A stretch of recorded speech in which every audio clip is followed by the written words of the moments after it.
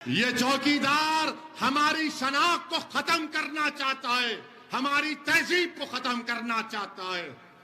इस देश में ना दुकानदार की दुकान की जरूरत है, ना चौकीदार की जरूरत है, बल्कि तीसरे विकल्प की जरूरत है जो इंशाअल्लाह पैदा होगा। आप देखना मेरे अजीज दोस्तों और बुजुर्गों, देश के प्रधानमंत्री बड़ी बड़ी बातें करते हैं, सबका साथ, सबका विश्वास, सबका विकास, क्या क्या बकते रहते हैं। मगर आज हमने देखा कि एक मासूम 7 साल का बच्चा जब स्कूल को जाता है उत्तर प्रदेश में, जहां पर बीजेपी की सरकार है, जहां पर योगी आदित्यनाथ मुख्यमंत्री हैं, वो टीचर अपने क्लास में उन बच्चों से कहती है, ये मोहम्मदन का बच्चा है, इसने बराबर नहीं पढ़ा, इसको मारो। आप बताइए कि एक बच्चा आकर उसको बच्चे को मारता है, उस 7 साल के बच्चे को, तो टीचर कहती है, मोदी जी, जिस तरह हेमंत सोरेन को भूलने की आदत है, उससे ज्यादा मोदी जी को भूलने की आदत है। तो टीचर कहती है, मोदी जी तुमने इसको अच्छा नहीं मारा, दम से मारो, ये मोहम्मदन है। बताइए आप। और वो बच्चे को मार पीटा जाता है, उसका वीडियो पूरे देश में, पूरी दुनिया में चला गया। उस बच्चे के बाप से मैंने बात की, हमारे वहां के मजलिस के सदर को भिजाया। जिस तरह हमारा सदर झारखंड का कभी कुछ हो जाता है तो शाकिर दौड़ते हुए चीखे मारता है, अरे जिंदा अभी ठहरो, सुनो, तुम शाकिर साहब लेके आए क्या? तुमको सुनो हमारी बात।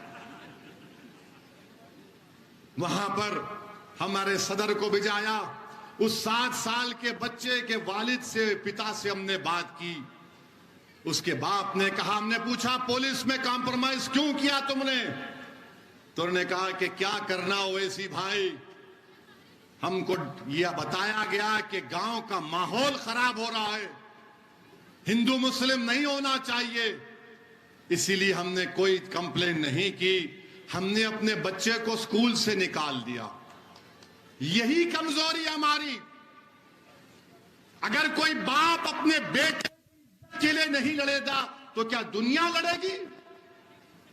कौन लड़ेगा? हर एक बाप ही तो लड़ेगा ना अपने बेटे की इज्जत के लिए। मगर उस बाप को भी मालूम कि बीजेपी की सरकार है, मोदी प्रधानमंत्री है, योगी मुख्यमंत्री है, मुझे इंसाफ नहीं मिलेगा। मेरे अजीज दोस्तों और बुजुर्गों, मेरी इज्जतदार मां और बहनों, याद रखो, आप अगर आप इसी तरह डरते रहेंगे कि माहौल खराब हो जाएगा, अरे माहौल जुल्म से खराब हो रहा है, तुम्हारी खामोशी से माहौल खराब नहीं हो रहा है। अगर वो बाप अपने बेटे की कंप्लेन नहीं कर सक रहा है, क्योंकि यही सेकुलरिज्म के चौधरी हैं, यही जो सेकुलरिज्म को ले डूबे इस देश में, उसने जाकर उस बच्चे के बाप से कह दिया कि तुम कंप्लेन मत करो, गांव का माहौल खराब हो जाएगा। अरे जालिमों, अगर तुम्हारे बेटे को मारते तो तुम खामोश बैठते, क्योंकि मार खाने वाला 7 साल का बच्चा मेरा बेटा था, मेरी औलाद थी। तो तुम में इतनी हिम्मत आ गई कि तुम मुझसे आकर कहते हो कि तुम माहौल को खराब होने मत दो। अगर किसी रांची में या उत्तर प्रदेश में योगी आदित्यनाथ के पोस्टर को फाड़ दिया जाएगा या मोदी के पोस्टर को फाड़ दिया जाएगा तो क्या करोगे? पुलिस दौड़ते हुए जाएगी उसके घर पर, उसके घर तक बुलडोजर लेकर जाएगी। मगर भारत में, हमारे वतन अजीज में, एक बाप से कहा जा रहा है कि तुम्हारे बेटे की कोई इज्जत नहीं है, अगर उसको स्कूल में थप्पड़ मारते हैं तो थप्पड़ खा लो, मगर माहौल खराब होने मत दो। मैं आपसे कह रहा हूं, माहौल खराब होता है तो भाड़ में जाए, मैं अपनी औलाद के लिए खामोश नहीं बैठूंगा। मैं अपने बच्चे की इज्जत के लिए खामोश नहीं बैठूंगा। अगर गांव का माहौल मुझे बेइज्जती करने से खराब होता है तो फिर और खराब होने के लिए तैयार रहना पड़ेगा। क्या हमारी जान की कीमत नहीं है? भारत के संविधान में इज्जत फंडामेंटल राइट है, डिग्निटी फंडामेंटल राइट है। इस मुकाम पर हम आ गए। क्यों आ गए? क्योंकि हम सिर्फ वोट डाल रहे हैं, वोट डाल रहे हैं। हम कभी वोट नहीं ले रहे हैं।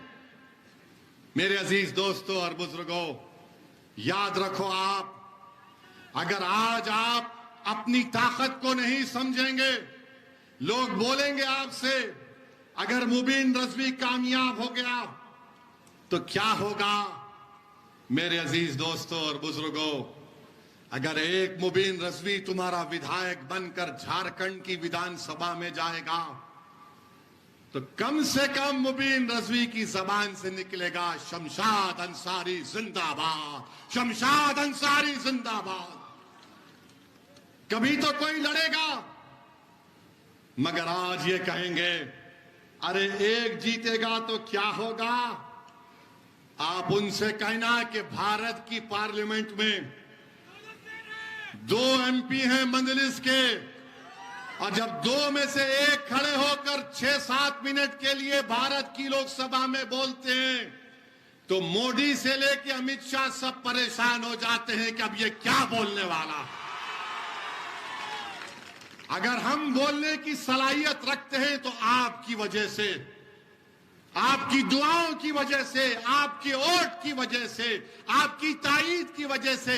यही तो मेरी ताकत है, यही तो मेरी ताकत है और अल्लाह का करम है, सदका नबी करीम सल्लल्लाहु अलैहि वसल्लम का।